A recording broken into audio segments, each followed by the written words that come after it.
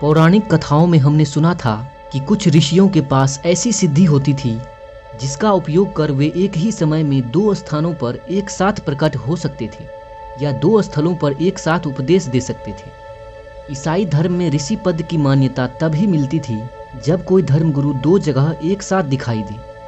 ये कथाएं कितनी काल्पनिक थी या कितनी सच्ची, इसकी जांच के लिए अब ना तो हमारे पास कोई साक्ष्य उपलब्ध हैं और ना ही कोई गवाह।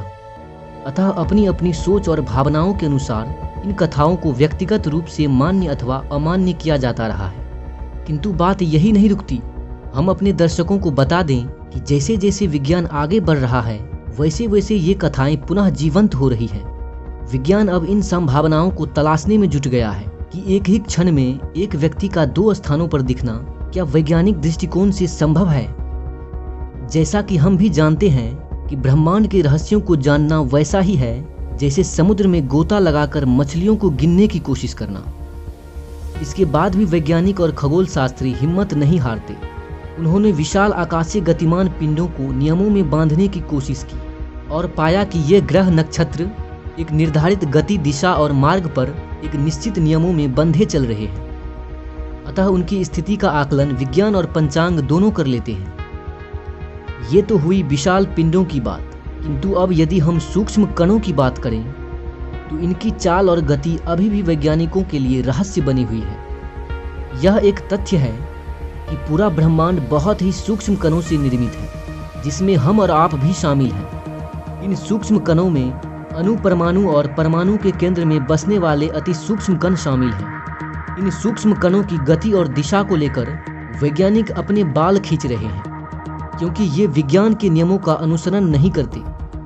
इनके नियम और व्यवहार भिन्न हैं। कभी तो ये एक कण की तरह व्यवहार करते हैं तो कभी एक तरंग की तरह।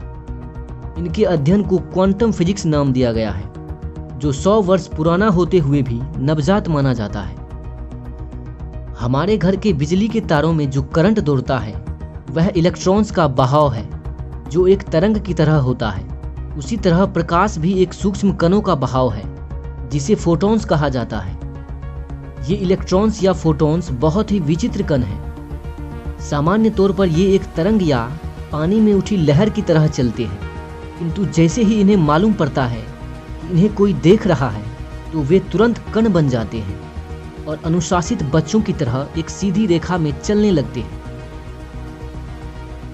वैज्ञानिक वर्षों से इस रहस्य को लेकर व्याकुल हैं और परेशान हैं कि इनके तरंग में चलने वाले गुण का निरीक्षण किस प्रकार किया जाए। वे सफल नहीं हो पा रहे हैं, क्योंकि कोई भी मापक यंत्र चालू करते ही वे कणों में तब्दील हो जाते हैं और अपना लहर में चलने वाला गुण त्याग देते हैं।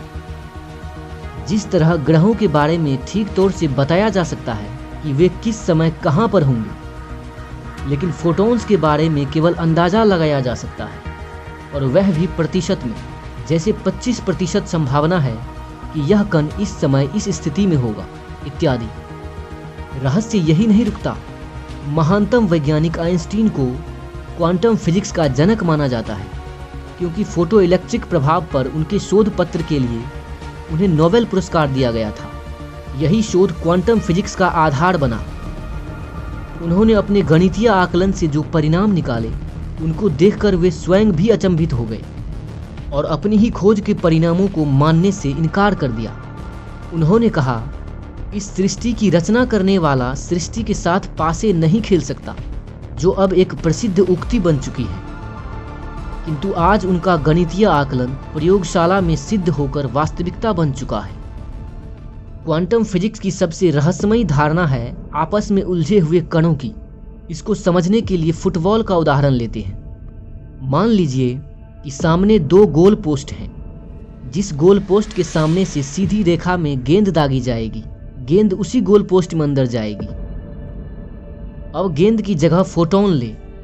यहाँ संभावना बदल जाती है। इसको दागने के बाद फोटोन किसी भी गोल पोस्ट के अंदर जा सकता है। और तो और दोनों गोल पोस्टों के अंदर एक साथ जाता हुआ भी दिखाई दे सकता है।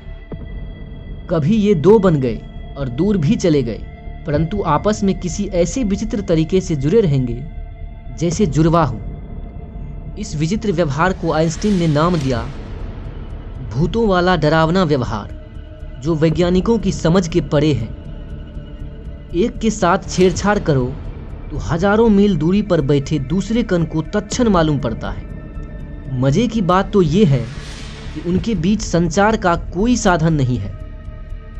इस तरह हमने देखा कि दो मूल स्वरूप एक साथ या अलग अलग स्थानों पर रह सकते हैं। ध्यान देने योग्य बात यह है कि यहाँ कोई डुप्लीकेट या प्रतिरूप नहीं है।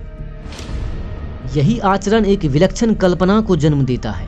क्योंकि मनुष्य का शरीर भी तो सूक्ष्म कणों से बना है, अतः उसके स्वरूप को भी दो मूल भागों में विभक्त किया जा सकता है। यानी जिस तरह एक शरीर के साथ दो हाथ जुड़े होते हैं, उसी तरह एक काल्पनिक सुपर शरीर के दो पूरे अलग शरीर हों और नियंत्रक एक ही हो।